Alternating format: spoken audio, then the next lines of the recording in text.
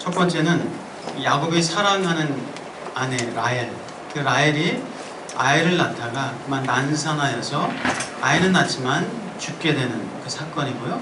두 번째 사건은 야곱의 첫째 아들 르우벤, 그 르우벤이 서모 비라와 통간하는 그런 사건입니다. 물론 야곱의 아버지 이삭이 죽는 사건도 나옵니다. 자, 라헬은 아이를 낳다가 난산으로 말미암아 죽게 되지만 아들이 태어납니다. 아들이 태어나면서 그 아들의 이름을 베노니, 즉 슬픔의 아들이라고 짓게 됩니다. 자신이 죽게 되면서 아이를 기르지 못하고 아이를 보지 못하고 또 자신은 죽어야 되는 그 처지에 슬퍼하면서 마음이 애통함으로 슬픈 마음으로 슬픔의 아들이라고 이름을 지은 것 같습니다. 그런데 야곱은 바로 이어서 그 아들의 이름을 베냐민이라고 부르게 됩니다. 베냐민, 오른손의 아들이라는 뜻입니다. 오른손의 아들. 그 어머니가 슬픔의 아들이라고 지으니까 바로 고쳐서 오른손의 아들이라고 짓습니다. 여러분, 성경에서 오른손은 아주 영광스러운 또 힘을 상징하는 것이 오른손입니다. 하나님께서 왼손으로 너를 도와주시라, 왼손으로 축복하라, 그런 말씀 없어요. 다 오른손으로 하나님께서 오른손을 펴서 권능을 베푸시는도다. 여호와의 오른손이 권능으로 영광을 나타내시는도다. 뭐 두려워 말라 내가 나와 함께함이라, 놀라지 말라 나는 내 하나님이 됨이니라 말씀하시면서 나의 의로운 오른손으로 너를 붙들리라. 이렇게 오른손은 어떤 영광과 힘을 상징하는 것이 오른손입니다. 물론 성경에 왼손도 나와요. 왼손도 찾아보니까 10번 나옵니다. 오른손이 하는 일을 왼손이 모르게 하죠. 그런 그 정도로 성경에 이제 왼손잡이들이 좀 몇 명 나오는데 그 왼손잡이들은 보면 다 아웃사이드. 자, 이 아들의 이름을 오른손의 아들이다 라고 지었다는 것은 그만큼 권능과 힘을 가지고 살아라 라는 그런 의미로 그 아버지가 야곱이 지었다라고 생각할 수가 있습니다. 자, 라헬은 아들을 낳으면서 자신의 죽음을 슬퍼합니다. 자신의 죽음을 슬퍼하면서 그렇게 슬픔의 아들이라고 말을 하지만 야곱은 바로 그 아들의 출생을 보면서 아내의 죽음보다는 아내의 죽음이 야곱의 관심이 아니라 야곱의 관심은 아들의 출생이었던 것을 보게 됩니다. 물론 아버지로서 그 아들, 슬픔의 아들이라고 이름 짓는 것 누가 좋아하겠습니까? 그러나 성경에 보면은 그 라헬이 슬픔의 아들이라고 짓자마자 당장 그걸 거부하면서 물론 시간차가 얼마나 있었는지 명확치는 않지만 라헬이 그냥 그렇게 부르는 것을 놔두진 않은 것 같아요. 슬픔의 아들이다 라고 하니까 그것을 놔두지 않고 오른손의 아들이다 라고 그렇게 이름을 불렀던 것을 보면서 지금 야곱은 아내의 죽음, 아내의 슬픔보다는 아들의 출생, 아들이 태어난 것, 그것에 더 관심이 있지 않았을까라는 생각을 해봅니다. 자, 그래도 아내가 죽음을 앞두고 슬퍼하고 또 자식을, 그 아들을 낳았지만 그 아들을 키울 수 없는 그 슬픔 때문에 참 아파하고 있는데 지금 야곱은 그 아내를 그래도 좀 위로해줘야 되잖아요. 위로해주고 좀 감싸주고 좀 축복해주고 해줘야 될 텐데 그냥 이름을 바로 그거 아니라 오른손의 아들이다 라고 이렇게 지어버리는 야곱의 조금은 이기적인, 좀 자기 중심적인 어떤 그런 모습이 좀 보이는 것 같습니다. 자, 이전에도 야곱은 그랬어요. 그런 모습들이 좀 종종 있었습니다. 그 세겜 족속을 진멸할 때 그 레위와 시므온이 앞장을 섰습니다. 야곱은 그것에 대해서 내가 위험에 처할 뻔했다. 너희들이 악취를 풍겨서 그들이 나를 치고 나를 죽이리니 그러면 나와 내 집이 멸망하리라 하면서 자신의 어떤 위험에 처하는 것에 관심이 야곱이 있었던 것을 봅니다. 그 딸 다말이 강간을 당하고 그래서 그것 때문에 멸시와 수모를 당한 것, 그 딸의 마음을 헤아리고 하는 것에 대해서는 전혀 언급이 없어요. 그 아들들이 세겜 족속에게 이 할례라는 이 거룩한 하나님의 언약의 그런 방법을, 그런 약속을 가지고 그들을 속여서 기만해서 그들을 진멸하는 그 속에서 야곱은 그 아들들에게 왜 거룩한 하나님의 약속을 가지고 그렇게 기만의 작전을 쓰느냐, 그거에 대한 전혀 언급도 없습니다. 왜 비인륜적으로 그 모든 남자를 다 진멸하고 왜 다 노략질을 하고 하느냐 하면서 그 아들들의 잘못에 대해서는 이런 반구도 없는 것을 봅니다. 그래서 자기의 어려움, 자기의 목숨이 위험에 처할 수 있었다라는 그것에 대해서 야곱이 큰 관심이 있었던, 많이 이기적인, 자기 중심적인 그런 모습 우리가 성경을 통해서 보았습니다. 자, 먼저 여러분 축복합니다. 우리 다른 사람들 배려하고 좀 헤아려주고 살펴줄 수 있는 은혜가 있기를 주의 이름으로 축복합니다. 특별히 가까운 사람에게 더 배려해주고, 가깝다고 너무 막대하고 가깝다고 막 하고 싶은 대로 대하는 그런 우를 범하기가 참 쉽습니다. 우리 가까운 사람에게 더 배려해주고 더 좀 이해해주고 공감해줄 수 있는 은혜가 있기를 다시 한번 축복합니다. 제가 한 두어 달 전에 정답을 말하기 전에 정감 있게 말하자 이런 얘기 설교를 했었는데 혹시 기억나세요? 네, 한두 번 기억나시는 거니까 감사합니다. 또 까먹어 주시니까 또 할 수 있으니까 감사합니다. 우리는 정답을 말하기가 참 쉬워요. 예를 들어서 아내가 퇴근해서 돌아왔어. 근데 그날따라 아내가 막 힘들어가지고 우리 팀장님도 안 붙이잖아요. 사장님도 안 붙이잖아요. 사장. 그 3일 만에 그걸 끊는 거예요. 내 말을 듣지도 않고 자기 말만 다 쏟아붓고 정말 힘들어 죽겠어. 죄송합니다. 그 사람 정말 또라 야 하면서 이렇게 할 때 그때 정답은 뭐예요? 정답은 당연히 사회생활 그렇게 하면 안 돼. 정답은 당연히 군대 안 갔다 와서 그래. 조직사회를 몰라서 그래. 하면서 정답을 남자들은 컨설팅을 하려고 해요. 남자들. 그러나 정답을 말하기 전에 어떻게 해요? 정감 있게. 당신 정말 힘들게. 팀장님 왜 그래? 좀 같이 좀 한번 해주고, 팀장님 사장님 왜 그래? 내가 그때 봤는데 아닌 것 같아. 이렇게 한번 거들어주고, 오늘 힘들지? 내가 청소라도 좀 해줄까? 설거지 좀 해줄까? 하면서 정답을 말하기 전에 정감 있게 말할 수 있게. 자녀들이 숙제하기 싫다, 공부하기 싫다 하면 정답이 뭐예요? 정답이? 야, 너 그렇게 공부해서 어떻게 하려고? 나는 전기불 없을 때도 공부했어. 촛불 켜놓고 공부했어. 그게 정답이라고 부모님들 말하기가 쉬워. 근데 정답을 말하기 전에 정감 있게. 공부하느라고 힘들지? 네가 힘들어하는 거 보니까 아빠도 마음이 힘들다. 이렇게 엄마라면은 그래 좀 쉬었다 해라. 내가 간식 갖다 줄게. 자, 사랑하는 여러분, 우리 야곱은 정답만 말하면 산 것 같아요. 아들들 앞에서 또 자기 이기적인, 자기 중심적인 그 아내가 죽음을 당하고 있는 그런 상황에서도 그 아내를 살펴주고 좀 마음을 읽어주고 공감해주는 그것이 아니라 자기 중심의 생각을 했던 야곱을 우리가 보게 됩니다. 자, 사랑하는 여러분, 정답을 말하기 전에 정감 있게 말하시길 축복합니다. 잔소리하기 전에 사랑의 소리를 할 수 있기를 주의 이름으로 축복합니다. 자, 오늘 본문에서 두 번째 사건이 뭐냐면요, 야곱의 첫째 아들 르우벤이 그 소모 비라를 범하는, 통관하는, 참 있어서는 안 되는 그런 사건이 벌어집니다. 자, 르우벤은 여러분도 이제 아시는 것처럼 야곱이 12아들인데 이 르우벤은 첫 번째 낳은 아들이.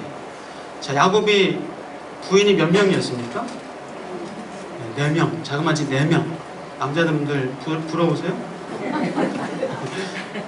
한 분도 모시기 힘든, 4분 모시기 힘들어요. 자, 야곱의 부인이 4명이었어요. 라헬을 사랑했는데 외삼촌한테 속아서 레아와 결혼을 했죠. 그러다가 또 이제 라헬과 결혼했죠. 라헬이 아들을 못 낳으니까 자기의 몸종 빌하를 야곱에게 줍니다. 그래서 첩으로 삼죠. 자, 이래서 이제 아들 경쟁이 일어나게 되죠.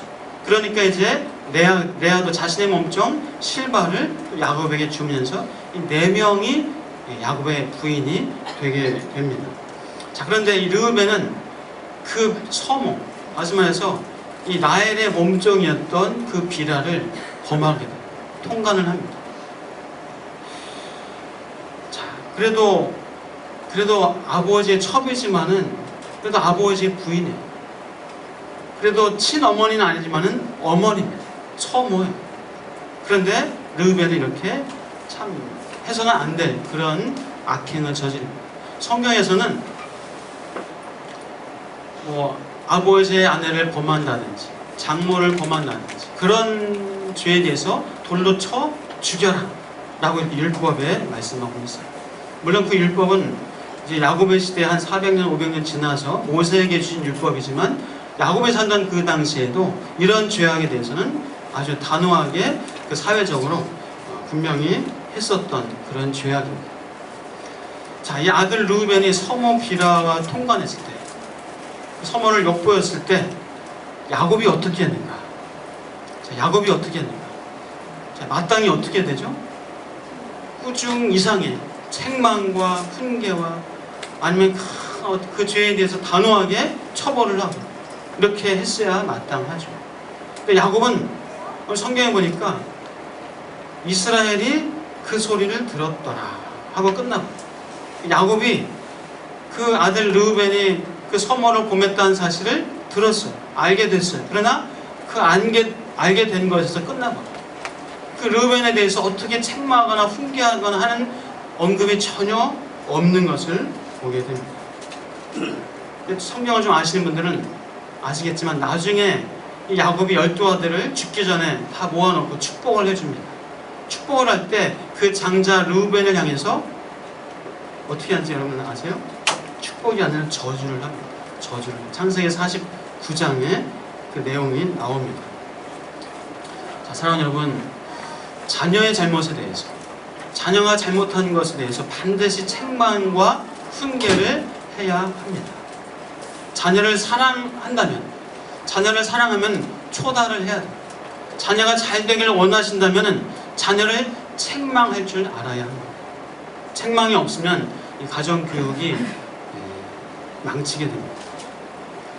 자, 우리 야곱의 인생을 보면서 야곱이 편애했잖아요.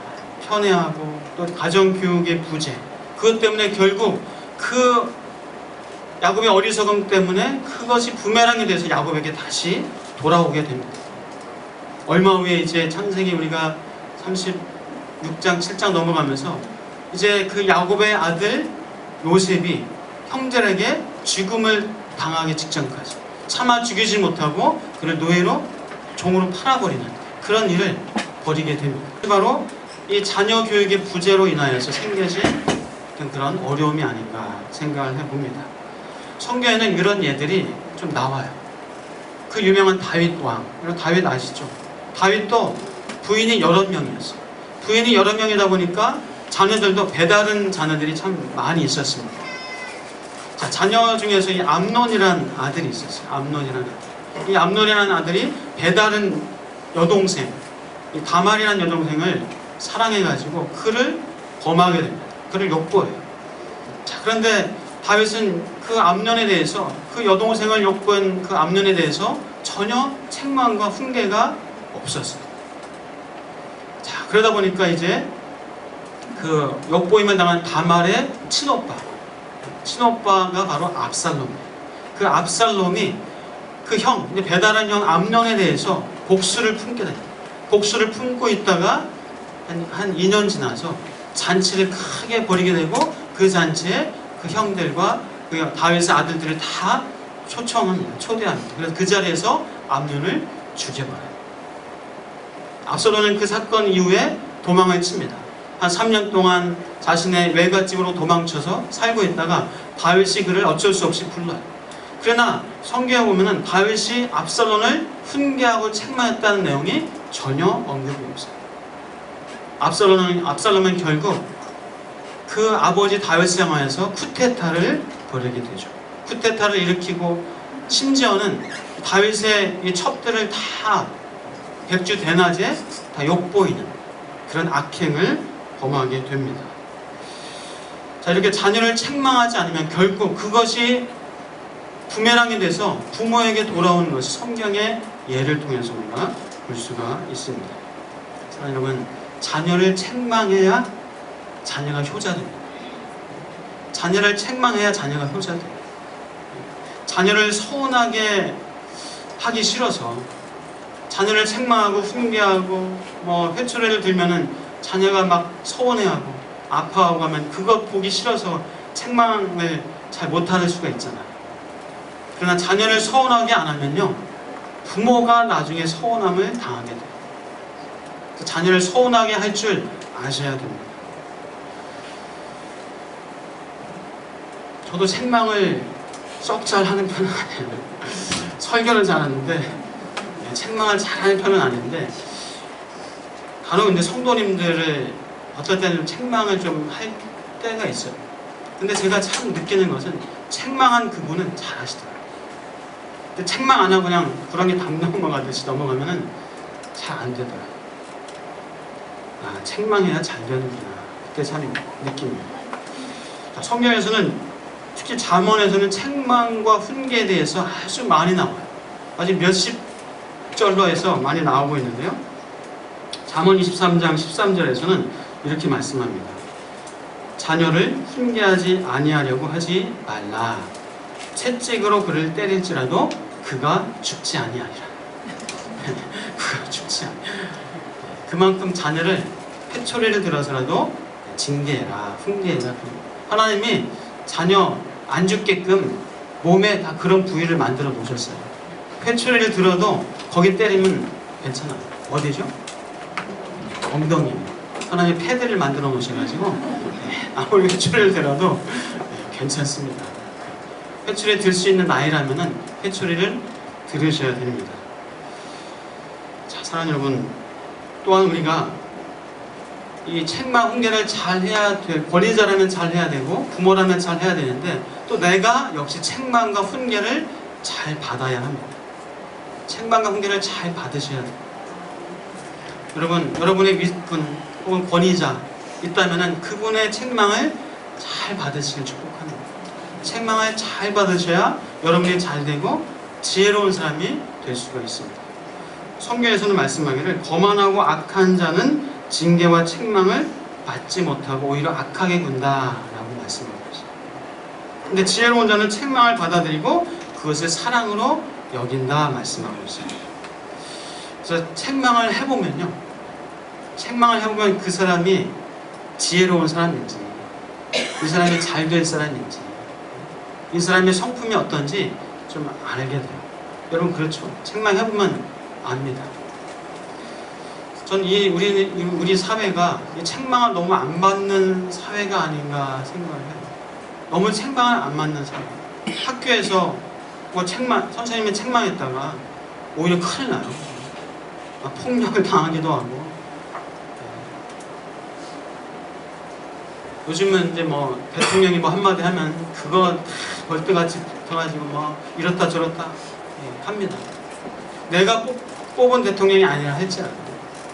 그러나 권위자의 책망과 권위자의 말에 우리가 할 수 있으면 순종하는 것, 그게 참 필요합니다. 자, 사랑하는 여러분, 사장님의 책망 잘 받으실 수 있기를 바랍니다. 부모님의 책망 잘 받으실 수 있기를 바랍니다. 여러분의 권위자의 책망을 잘 받으실 수 있기를 주의 이름으로 축복합니다. 그래서 여러분, 어렸을 때부터 여러분의 자녀를 책망 잘 받는 자녀로 기르셔요. 책망 잘 받는 자녀. 어떤 엄마들은, 특히 엄마들은, 아빠들은 좀 다를 수 있는, 엄마들은 책망한다고 하면서 아이들한테 막 비아냥거리고 심지어는 아이들하고 막 싸워요. 자녀들하고 싸우더라고. 책망한다고 하면서. 야, 넌 맨날 왜 그러냐? 너 그래가지고 뭐가 되려고 그래? 이건 결국 책망 훈계가 아닙니다. 이건 비아냥거리는 거예요. 이렇게 해서는 자녀가 잘 되지 못해요. 심지어는 막 싸워요. 야, 너 그러면 나 네 엄마 안 할래 한다든지. 야, 너 그렇게 나가면 엄마 죽어버린다. 이렇게 또 말하는 분들이 간혹 계시는 것 같아요. 이것은 훈계와 책망이 결코 아닙니다. 자, 여러분, 뭐 말 나온 김에 우리 자녀 양육에 대해서, 자녀 양육에 제 목적에 대해서, 이유에 대해서 한 두어 달 전에 말씀을 드리는 것 같은데 여러분 기억나십니까? 자녀를 왜 기르는가? 자녀를 기르는 목적, 그 이유 기억나세요? 9시 예배 때는 그래도 몇 분이 기억하셔가지고 말씀하시던데 11시 때는 전혀 기억이 없으시네요. 감사합니다. 또 기억을 안 해주셔가지고 제가 또 설교를 할 수 있게 해주셔서 감사드립니다.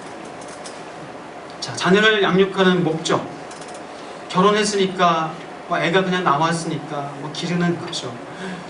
아니면 요즘 엄마들은 이제 성공시키기 위해서, 자녀의 행복을 위해서 기릅니다. 사랑하는 여러분, 많은 부모가 자녀가 자기 자신보다 잘 되는 것을 원해요. 내가 산 것보다는 더 자녀가 잘 살길 원하고 더 성공적으로 살기를 원하는 것이 부모의 심정입니다. 그런데 자녀를 기르는 이 목적과 이유를 잘 모르니까 우왕좌왕하고 안절부절하고 어떻게 해야 될지, 무엇을 해야 될지, 어디로 가야 될지 잘 모르고 제대로 양육하지 못하는 그런 오를 범하기가 쉽습니다.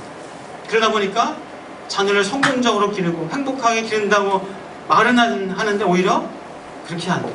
오히려 자녀도 행복하지 못하고 부모도 행복하지 못하는 그런 참 오를 범하기가 쉽습니다. 자, 자녀 양육의 목적은 자녀의 성공, 자녀의 행복도 아니에요. 자녀 양육의 목적은 부모의 행복도 아니에요.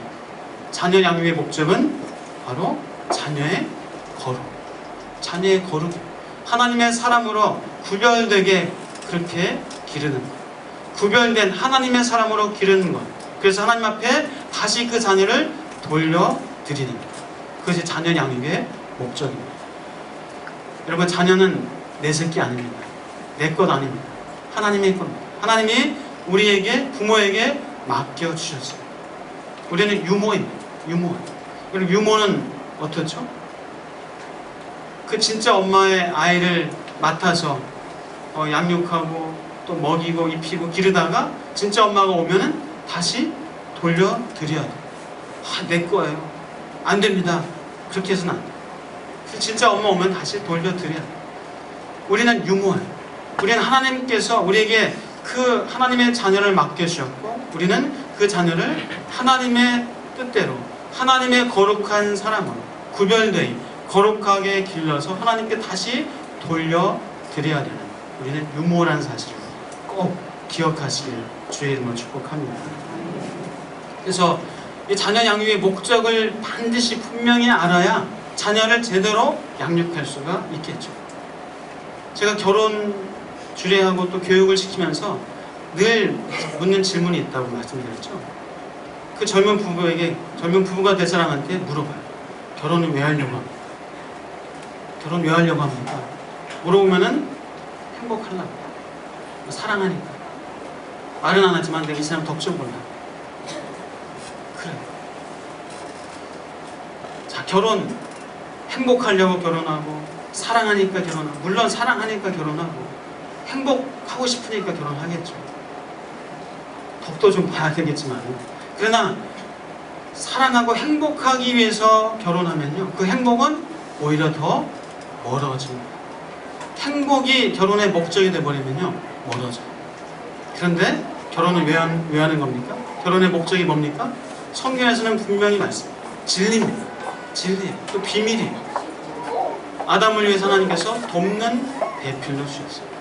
하와에게 아담을 돕는 배필로 주셨어요. 다시 말해서 도와주라.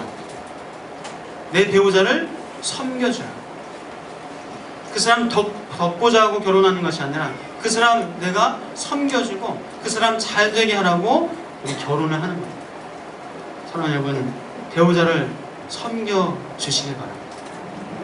배우자 잘 되게 해주시기 바랍니다. 배우자를 도와주세요. 그러면요, 놀랍게도 배우자를 섬길 때, 배우자를 도와줄 때 하나님께서 행복을 우리에게 보너스로 엄청나게 부어주십니다. 행복하려고 결혼하지만 그러나 그 행복은 오히려 더 멀어져요. 그러나 섬기려고, 도우려고 결혼하면요, 그 가정, 그 부부 관계 속에 하나님께서 행복을 쏟아 부어주실 줄 믿습니다. 우리 한번 옆에 부부가 아니어도 한번 그런 마음을 가지고 제가 섬기겠습니다. 제가 돕겠습니다.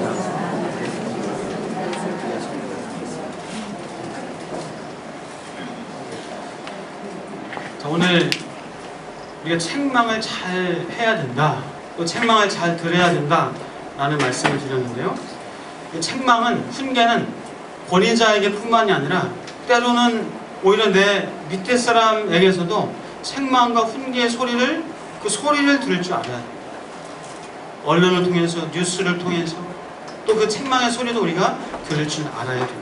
심지어는 자식을 통해서도 그런 소리를 우리가 직접 자녀들이 책망은 안 할지라도 자녀의 말을 통해서, 자녀의 행동을 통해서 우리가 하나님께서 나를 책망하시는 그 훈계의 소리도 우리가 들을 줄 알아야 합니다.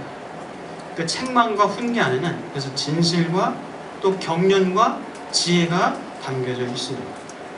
여러분, 책망 받을 때 기분 나빠하지 마십시오. 책망 받을 때 서운해하지 마세요. 책망 받을 때 여러분 기분 좋은 분 계세요? 행복해요. 책망해 주세요. 그런 분 계세요? 그런 분 별로 안 계시죠. 서운해요. 싫어요. 너는 뭐가 돼? 잘났어. 속으로 이렇게. 그런데 여러분, 책망 잘 받으시고 서운해하지 마시고 책망 잘 받으면요, 그것이 내게 복이 되고 약이 되고 내가 지혜로운 사람으로, 내가 성숙한 사람으로 크는데 아주 좋은 복의 통로가 되는 줄 믿습니다. 성경 잠언 29장에서는 말씀합니다. 책망을 받으면서도 목이 곧은 사람은 갑자기 패망을 당하고 피하지 못하리라 말씀합니다. 사랑하는 여러분, 그래서 우리 권위자 앞에서 만만한 사람 되십시오. 만만한 사람. 권위자가 책망해도 네, 알겠습니다. 네, 제가 시정하겠습니다. 권위자가 훈계해도 거절하고 거부하고 튕기면요, 이 권위자가 또 책망해주고 싶어도 못해줘요. 왜? 튕겨나가니까. 튕겨오니까 훈계를 해주고 싶어도 못합니다. 그러면 그 사람은 지혜롭게 크기가 어렵게 됩니다. 성경에는 책망과 훈계에 대해서 말씀을 많이 하고 있습니다. 제가 몇 가지 한번 좀 적어왔습니다. 책망은 곧 생명의 길이라. 잠언 8장에서는요, 훈계를 들어서 지혜를 얻으라. 그것을 버리지 말라. 잠언 10장 17절 말씀입니다. 훈계를 지키는 자는 생명길로 행하여도 훈계를 버리는 자는 그릇 가느니라. 잠언 12장 1절요. 훈계를 좋아하는 자는 지식을 좋아하거니와 징계를 싫어하는 자는 짐승과 같으니라. 짐승 같아요. 잠언 13장 18절요. 훈계를 저버리는 자에게는 궁핍과 수욕이 이르거니와 훈계를 받는 자는 존영을 받느니라. 필경 훈계는 지혜롭게 될 것이다. 슬기를 얻을 것이다. 훈계를 멸시하지 말라. 성경에서는 아주 수십 번, 수백 번 훈계와 또 징계, 또 책망을 달게 받으라 라고 말씀하고 있습니다. 사랑하는 여러분, 우리 책망 받을 줄 아는, 또 책망, 권위자라면 책망 적절하게 잘 할 줄 아는 그런 사람 되시는 은혜가 있기를 주의 이름으로 축복합니다. 같이 하겠습니다. 제가 책망 받겠습니다. 제가 훈계 받겠습니다. 기도하겠습니다. 하나님 감사합니다. 우리 하나님의 말씀을 통해서 책망과 훈계도 달게 받게 하여 주옵소서. 나의 권위자에게 책망과 훈계 받게 하여 주옵소서. 나의 권위자 앞에서 그 권위자가 만만하게 책망해주고 훈계해줄 수 있는 그런 사람 되기를 소원합니다. 하나님, 그래서 그 책망과 훈계를 통하여서 지혜와 총명과 삶의 경륜과, 그래서 우리의 삶이 성숙하고 성장할 수 있는 지혜로운 삶을 살게 하여 주옵소서. 감사하고 예수 그리스도 이름으로 간절히 기도하옵나이다.